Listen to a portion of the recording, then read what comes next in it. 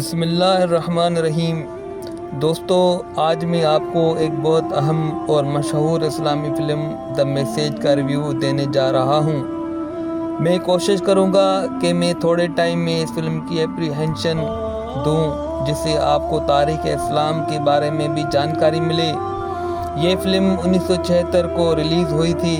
اس film کا director اور producer مصطفیٰ عقد تھا۔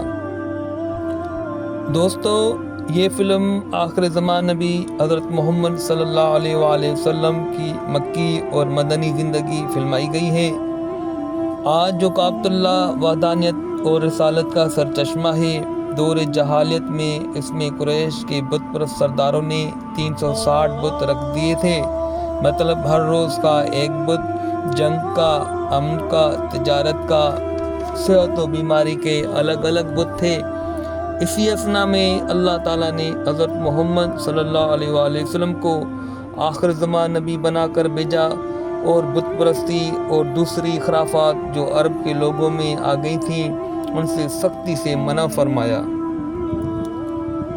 مکہ کے قریش بت پرست تھے، ان کو یہ پیغام نیا لگا اور غصہ ہوئے، اور حضرت محمد صلی اللہ علیہ وآلہ وسلم کے چچا حضرت ابو طالب جو آپ صلی اللہ علیہ وآلہ وسلم کے سرپرست بھی تھے، ان کے پاس آئے اور آپ صلی اللہ علیہ وآلہ وسلم کے لیے بہت پیشکش کی کہ آپ مان جائیں اور ہمیں بت پرستی سے نہ روکیں۔ تو آپ صلی اللہ علیہ وآلہ وسلم نے فرمایا، اگر میرے ایک ہاتھ پہ سورج رکھ دیں اور دوسرے ہاتھ پہ چاند تو میں بھی پھر بھی اللہ کا پیغام پہنچانے کو نہیں رکوں گا۔ اس کے بعد قریش کے کافر مسلمانوں پہ ظلم ڈھانے لگے۔ حضرت بلال کے مالک امیہ بن خلف حضرت بلال کو تپتی ریت پہ لٹا کر اوپر پتھر رکھتا تھا، پھر بھی حضرت بلال کے منہ سے احد احد کی آواز آتی تھی، مطلب ایک اللہ ایک اللہ۔ اللہ تعالیٰ نے بھی اسلام کی کھلم کھلا پرچار کا اور عبادات کرنے کا حکم دے دیا۔ آپ صلی اللہ علیہ وآلہ وسلم کے چچا حضرت امیر حمزہ نے بھی اسلام کی پرچار سرعام کی، جس کی وجہ سے مسلمانوں کی طاقت میں اضافہ ہوا۔ حضرت عمار کے والد یاسر اور والدہ سمیہ کو شہید کیا گیا اور وہ اسلام کے پہلے شہید ہوئے۔ حضور اکرم صلی اللہ علیہ وآلہ وسلم کے حکم سے مسلمانوں کا ایک قافلہ حبشہ کی طرف ہجرت کے لیے روانہ ہوا۔ یہ مسلمانوں کی پہلی ہجرت تھی۔ حبشہ کا بادشاہ نجاشی عیسائی تھا اور اہل کتاب تھا، اس لیے بت پرستوں کے مقابلے میں مسلمانوں کے لیے نرم گوشہ رکھتا تھا۔ ادھر کفار مکہ نے حبشہ اور عمرو کو حبشہ کے بادشاہ کی طرف بھیجا، اس کو قائل کرنے کے لیے کہ وہ مسلمانوں کو پناہ نہ دے، مگر وہ اس کو قائل نہ کر سکے۔ کفار مکہ نے آپ صلی اللہ علیہ وآلہ وسلم کو آپ کے خاندان اور ساتھیوں سمیت سوشل بائیکاٹ کیا، جس کے نتیجے میں آپ صلی اللہ علیہ وآلہ وسلم کو ایک گھاٹی میں 3 سال گزارنے پڑے، جس کو شعب ابی طالب کہتے ہیں۔ اسی دوران آپ صلی اللہ علیہ وآلہ وسلم کی پیاری بیوی خدیجۃ الکبریٰ اور پیارے چچا حضرت ابو طالب کا انتقال ہو گیا۔ صورتحال معجزانہ تبدیل ہوئی جب مدینہ والوں نے آپ صلی اللہ علیہ وآلہ وسلم کو مدینہ آنے کی دعوت دی اور اللہ تعالیٰ کے حکم سے نبی اکرم صلی اللہ علیہ وآلہ وسلم نے مدینہ ہجرت کر گئے۔ اسی سال اسلامی کیلنڈر کا سن ہجری شروع ہوا۔ ادھر مکہ والے خون کے پیاسے ادھر ادھر نبی اکرم کو ڈھونڈ رہے تھے، ادھر مدینہ والے دل بے قرار نبی اکرم صلی اللہ علیہ وآلہ وسلم کے لیے تڑپ رہے تھے، آپ صلی اللہ علیہ وآلہ وسلم کا راستہ تک رہے تھے۔ مدینہ میں مسجد نبوی کی تعمیر ہوئی، جس میں رسول اکرم صلی اللہ علیہ وآلہ وسلم نے خود حصہ لیا۔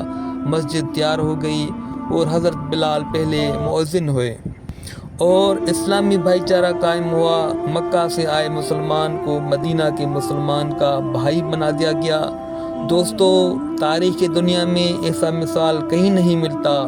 مکہ سے آنے والے مہاجر کہلائے اور مدینہ کے مسلمان انصار کی معنی ہے مدد کرنے والا۔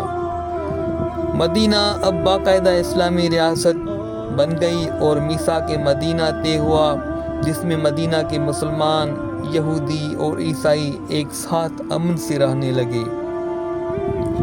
مسلمانوں کا امن کفار مکہ کو راس نہیں آیا اور اگلے سال ہی یعنی سن 2 ہجری کو ایک بڑا لشکر لے کر مدینہ پہ چڑھ دوڑتے ہیں۔ مسلمان بھی لڑنے کی پوزیشن میں آ جاتے ہیں۔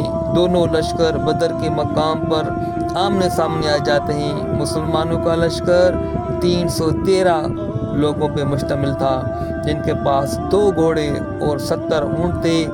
ادھر کفار کے لشکر میں 1000 ہتھیار بند بندے، 100 گھوڑے اور 170 اونٹ تھے۔ جنگ شروع ہوئی تو کفار مکہ کے کئی سردار قتل ہو گئے، مسلمانوں کی فتح ہوئی اور کافی کفار قیدی بھی بن گئے۔ کفار قیدی آزاد ہونے کی ایک شرط یہ بھی رکھی گئی کہ جو قیدی 100 مسلمانوں کو 10 مسلمانوں کو پڑھائے گا وہ آزاد ہوگا۔ دوستو، اسلام میں تعلیم کی اہمیت کا اندازہ اس بات سے ہی ظاہر ہو جاتا ہے۔ ادھر مکہ میں کفار مکہ کی اتنی بری شکست سے بدلے کی آگ بھڑک اٹھی اور پھر اگلے سال یعنی سن 3 ہجری کو پھر جنگ کرنے کے لیے ایک بڑی فوج لے کر آئے۔ کافروں کے 3000 ہتھیار بند لشکر کے مقابلے میں 1000 مسلمانوں کا پلڑا بھاری تھا، پر ایک غلطی نے مسلمانوں کی فتح شکست میں تبدیل کر دی۔ اگر 50 تیر انداز اس پہاڑی سے نہ اترتے تو خالد بن ولید کا لشکر نقصان پہنچانے نہیں آ سکتا تھا۔ دوستو، 6 ہجری کو بیعت رضوان ہوا اور صلح حدیبیہ 6 ہجری کو آپ صلی اللہ علیہ وآلہ وسلم اور کفار مکہ کے درمیان ہوا۔ رسول اللہ صلی اللہ علیہ وآلہ وسلم نے مختلف بادشاہوں کے نام اسلام کی دعوت کے خطوط لکھے۔ شہنشاہ بازنطین، کسریٰ شہنشاہ فارس، بکوکس والی سکندریہ کو بھیجے۔ رسول اکرم صلی اللہ علیہ وآلہ وسلم نے مکہ کو سن 8 ہجری میں فتح کیا اور کفار مکہ سے کوئی انتقام نہیں لیا گیا۔ یہ وہی کفار مکہ تھے جس نے نبی پاک اور مسلمانوں کو اپنے گھروں سے بے دخل کیا تھا۔ فتح مکہ سب مکہ والوں کے لیے آپ رحمت بن کے آئے۔ آپ صلی اللہ علیہ وآلہ وسلم کا ایسا سلوک اور حسن اخلاق دے کر تقریباً سبھی مکہ والے دار اسلام میں داخل ہو گئے۔ سن 10 ہجری کو آپ صلی اللہ علیہ وآلہ وسلم نے حج ادا کیا، جو آپ صلی اللہ علیہ وآلہ وسلم کا آخری حج ثابت ہوا۔ اس موقع پہ آپ صلی اللہ علیہ وآلہ وسلم نے خطبہ ارشاد فرمایا، جس کو خطبہ حجۃ الوداع بھی کہا جاتا ہے۔ دوستو، خطبہ حجۃ الوداع کے لیے میں الگ سے ویڈیو بنانے جا رہا ہوں، وہ ویڈیو آپ ضرور دیکھیے گا۔ اس کے ساتھ میں دی میسیج فلم کا ریویو اختتام کرتا ہوں۔ امید کرتا ہوں کہ تھوڑے ہی وقت میں آپ کو پوری فلم سمجھ آ گئی ہوگی۔